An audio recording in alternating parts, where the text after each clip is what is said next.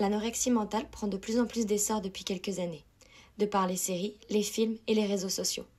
De plus en plus de personnes parlent de cette pathologie en restant très centrées sur les symptômes et les comportements typiques de l'anorexie.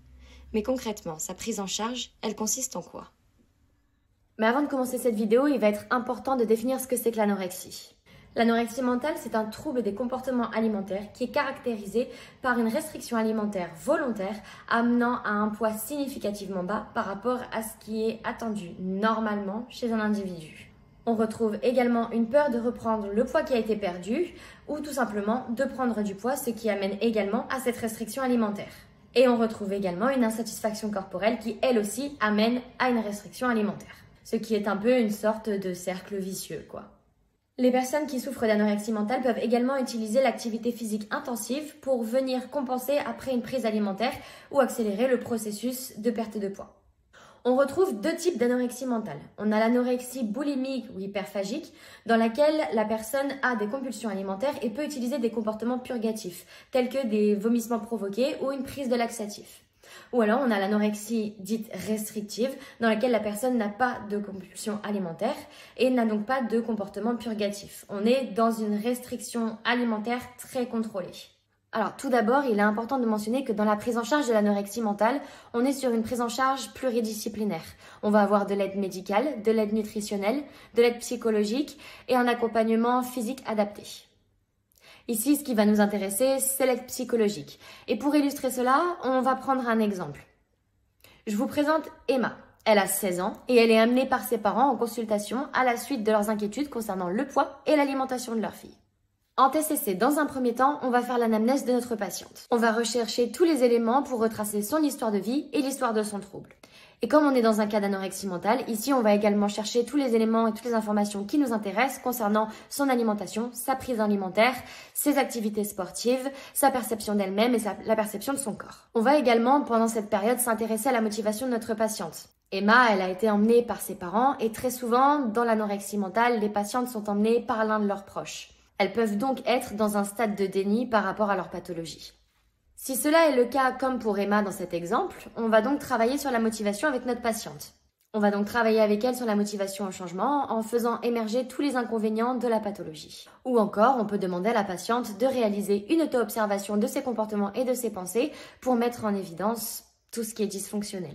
Une fois que la motivation a été avancée chez notre patiente, toutes ces informations, elles vont nous permettre en TCC de pouvoir réaliser une analyse fonctionnelle qui vont nous permettre de comprendre comment se maintient la pathologie dans le cas d'Emma. Et ensuite, on pourra alors poser un plan thérapeutique et lui proposer des exercices thérapeutiques à mettre en place. L'un des principaux exercices qui est utilisé dans la prise en charge de l'anorexie mentale, c'est l'exposition alimentaire graduée. Cet exercice, il permettra à la patiente de se confronter à ses peurs concernant l'alimentation et la prise de poids. On peut par exemple demander à notre patiente de remplir un tableau avec une liste d'aliments du moins compliqué au plus compliqué à ingérer afin de créer une hiérarchie des aliments qui seront à consommer pour l'exposition. Cela leur permettra de s'exposer aux aliments qui provoquent de la peur, mais également de les exposer à leurs pensées suite à la prise alimentaire. Et il n'est pas sans oublier que même dans certains cas, l'exposition alimentaire permet à certaines patientes de retrouver plaisir à manger certains aliments qu'elles avaient mis de côté. Ce qui est donc un énorme point positif pour la thérapie. On va également travailler sur les croyances alimentaires avec notre patiente. On va travailler sur toutes les croyances qu'il y a autour de l'alimentation et principalement dans le cas de l'anorexie autour des graisses, des sucres et des féculents. Et on va aussi travailler sur les croyances concernant les dépenses énergétiques. Pour réaliser cela, on va mettre en place de la restructuration cognitive et on peut par exemple amener notre patiente à faire de la recherche de preuves concernant l'alimentation, la prise de poids, les dépenses énergétiques avec des informations qui sont plus fiables et scientifiques. Cela permettra à notre patiente d'être confrontée un peu plus à la réalité. Dans la prise en charge de l'anorexie mentale, on va également chercher à diminuer tous les comportements qui vont venir aggraver la pathologie. On peut prendre par exemple les pesées que font les patientes très fréquemment. Avec de la psychoéducation, on va pouvoir apprendre à notre patiente que les fluctuations de poids sont normales. Et par la suite, on va les amener petit à petit à diminuer la fréquence des pesées. Un travail sur l'image corporelle peut également être réalisé avec les patientes. Une échelle de l'image corporelle est très fréquemment utilisée avec les patientes afin de rendre compte de la vision qu'elles ont de leur corps. La note donnée nous permet de voir quel est l'écart de perception entre la vision de la patiente par rapport à son corps et la réalité. Et avec cela, on peut travailler avec la patiente à s'exposer à son corps en lui apprenant à se décentrer de celui-ci. On peut lui demander par exemple de s'exposer à son corps devant un miroir et de le commenter sur des aspects physiques réels comme par exemple « mes cheveux sont bruns » pour apprendre à se décentrer des zones corporelles qu'elles vont considérer comme problématiques. Et dans le travail sur l'image corporelle, on peut aussi discuter des fonctionnalités corporelles, comme par exemple « mon corps me permet de me déplacer ». Le but ici est donc d'apprendre à la patiente à voir ce que son corps lui permet et de se détacher de ce à quoi son corps ressemble.